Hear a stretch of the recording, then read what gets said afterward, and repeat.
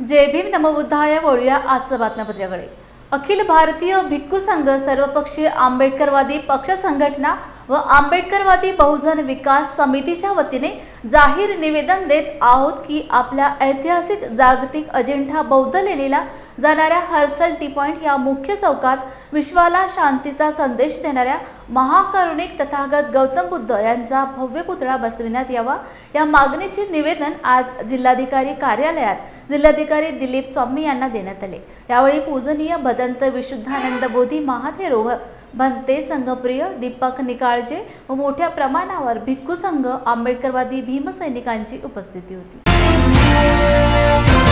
भगवान बुद्धाचा जय असो, भगवान बुद्धाचा जय असो, भगवान बुद्धाचा जय असो।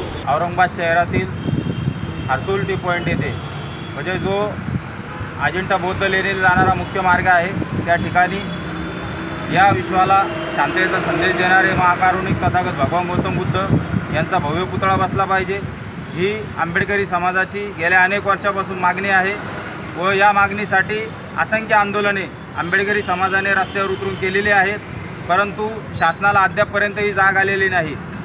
आज या ठिकाणी पूजनीय भदंत जगविख्यात बौद्ध धम्मगुरू आमचे मार्गदर्शक आदरणीय विशुद्धानंद बोधी महाथेरो हे स्वतः एक डेलिगेशन घेऊन आज जिल्हाधिकारी दिलीप स्वामी साहेबांना भेटले असून त्यांनी हर्सुल टी पॉइंटचा विषय हा लवकरच निकाली काढावा व त्या ठिकाणी भव्य दिव्य अशी तथागत भगवान गौतम बुद्ध यांची मूर्ती बसवण्यात यावी असं निवेदन आज जिल्हाधिकारी साहेबांना भिक्खू संघाच्या वतीने देण्यात आलेलं आहे व त्यांना अल्टिमेटल शासनाला या माध्यमातून भिक्खू संघाने व आंबेडकरी चळवळीच्या संपूर्ण संघटनांनी दिलेला आहे। लवकरात लवकर हा विषय मार्गी लावा नसता रस्त्यावर उतरून भिक्खू संघ जोरदार आंदोलन छेडणार आहे याची शासनाने नोंद घ्यावी।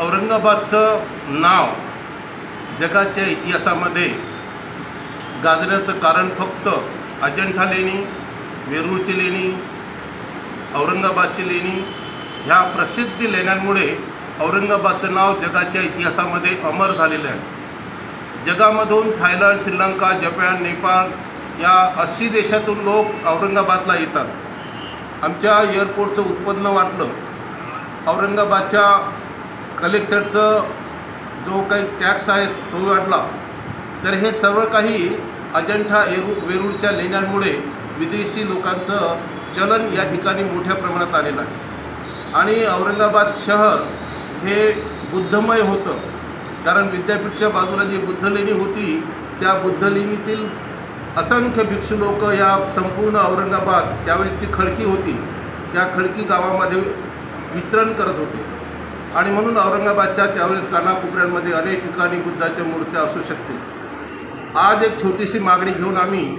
कलेक्टर ऑफिसमध्ये आलेलो आहोत। कलेक्टर साहेबांना निवेदन दिलेलं आहे आणि त्या अगोदर अनेकदा महानगरपालिका आयुक्तांना निवेदनं देऊन झालेले आहेत, परंतु महानगरपालिका आयुक्तांच्या लक्षात आलं नाही की आपण हे मूर्ती बसवून 1000 वर्ष अमर होऊ, पण त्यांनी अमरत्वाचा ताम्रपट घेतला नाही, तर त्यांनी स्वतः आपलं नाव डेट केलेलं आहे, मृत केलं टाकलेलं आहे।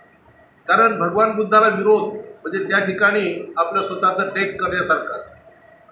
तर कलेक्टर साहेबांना निवेदन दिल्यामुळे त्यांनी आम्हाला पॉझिटिव्ह होकार दिलेला आहे।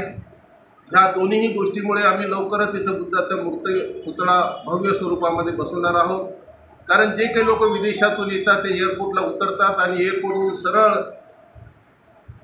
त्या चौकामधून जातात। हर्सुल टी पॉइंट चौकातून प्रत्येक फॉरेनर अजिंठ्याला जातो, तर त्या ठिकाणी ते थांबून नक्कीच त्याचं चित्रीकरण करतील आणि त्यानंतर पुढे जातील। तर त्यासाठी तिथं बुद्धाचीच मूर्ती शोभते, कारण तो रोडच अजिंठ्याचा रोड आहे। म्हणून आम्ही वाजवी मागणी केलेली आहे, अवाजवी नाही। तर या वाजवी मागणीसाठी महानगरपालिका कमिशनर आणि कलेक्टर यांनी तात्काळ परवानगी द्यावी आणि तात्काळ त्या ठिकाणी बुद्धमूर्ती बसवू।